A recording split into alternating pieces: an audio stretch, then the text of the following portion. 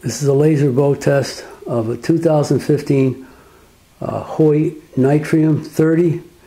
The difference on this test is that the cable guard, what they call a zero torque cable guard, is removed. You can see it.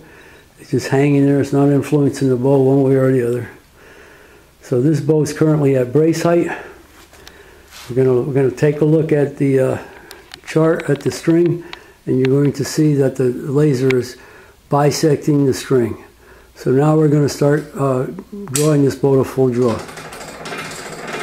Now you can see that the laser is moving down the string, and it's pretty close to zero torque, no doubt.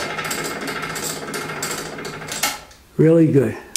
But interestingly enough, the only time this bow has close to zero torque is with the zero torque device removed. You can see from the previous video the same results were not to be had with it in place.